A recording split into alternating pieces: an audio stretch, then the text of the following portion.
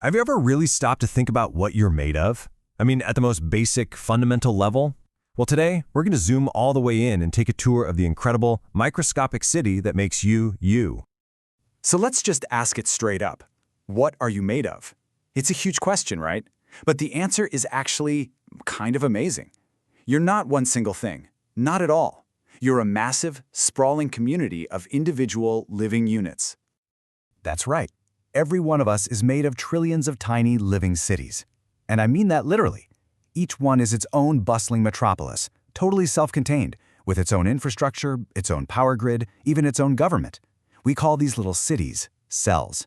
And today, our tour begins. Okay, so first things first. Before we explore a specific city, we need to understand the basic layout, the blueprint that every single one of these cities is built on. It's the universal blueprint of life. And this is what's so cool. No matter what kind of cell you're looking at, from a tiny bacterium to a human neuron, they all have these three things. You've got the cell membrane, that's the city border, controlling everything that goes in and out.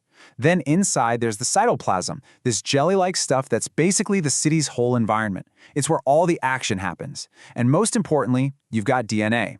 This is the city's master plan, the central library holding all the instructions for everything the cell will ever do. Now, while all cells share that basic plan, they definitely are not all the same. In fact, life is pretty much split into two major kingdoms, or you could think of them as two very different kinds of settlements. On one side, you've got your prokaryotic cells. Let's call these the villages. They're simple, they're small, they don't have a central command center, no nucleus, and no specialized departments. Think of things like bacteria. But on the other side, you've got the eukaryotic cells. These are the sprawling, complex cities we're talking about, the kind that make up plants and animals, including us. They've got that central nucleus and tons of specialized departments. So for our tour today, we're focusing on the big city, the eukaryotic cell. All right, grab your map. It is time to dive in and explore the different districts and all the specialized buildings that make this incredible city run. So, all those specialized buildings and departments inside our cell city, they have a name, organelles. It literally means little organs, which is perfect because each one has a super specific job to do that's absolutely critical for the city's survival. So let's start our tour right at the center of power, City Hall, also known as the nucleus. This is the undisputed control center of the cell. Inside here is where the master plan, the DNA, is kept safe. It dictates every single thing the cell does. And inside the nucleus, there's an even more specialized office, the nucleolus. Its whole job is to build the city's factory workers, tiny structures called ribosomes.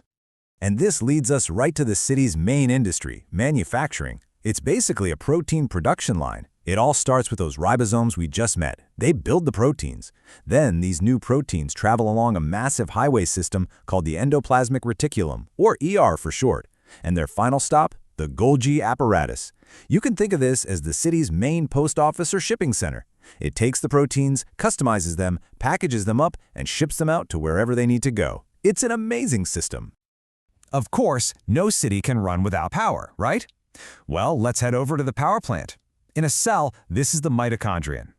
You've probably heard it called the powerhouse of the cell, and for good reason. This is where the cell takes in nutrients and converts them into energy-rich molecules called ATP. This whole process is called cellular respiration, and it's what powers everything else in the city. And what's really logical is that not all cities have the same energy needs.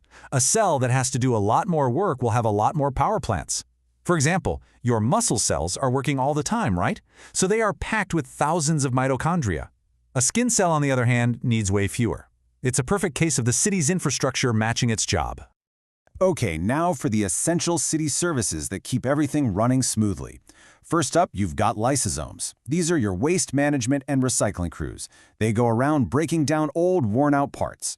Then you have vacuoles, which are basically the city's warehouses, storing stuff like water and nutrients. And finally, holding the whole thing together, you've got the cytoskeleton. It's the city's internal steel frame, giving the cell its shape and structure. So we've seen the universal parts of the city. But just like cities in the real world, different types of cell cities have their own unique architecture, their own specializations. Let's look at the classic comparison: plant cities versus animal cities. This lays it out perfectly. Notice, Both have mitochondria, those power plants, because, hey, everybody needs energy. But check out what's different. Plant cells have three major features that animal cells just don't have. A super rigid cell wall for extra support, these amazing things called chloroplasts for making their own food, and a huge, large central vacuole, mostly for storing water. And those chloroplasts, this is a game changer. They're basically like giant solar panels built right into the city.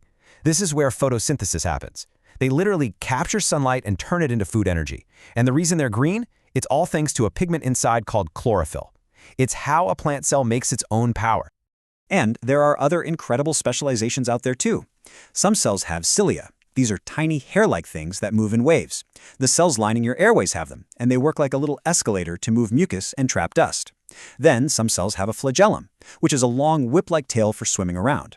The only human cell that has one? A sperm cell. Okay, our tour is almost over. Let's zoom all the way back out and take one last look at this living blueprint from that bird's eye view.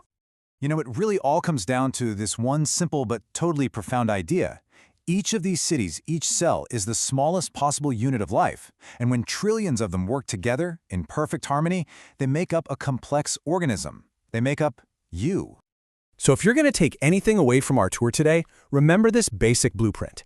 Every single cell has that membrane, cytoplasm, and DNA. The complex eukaryotic cities have a nucleus and all those cool organelles, while the simpler prokaryotic villages don't.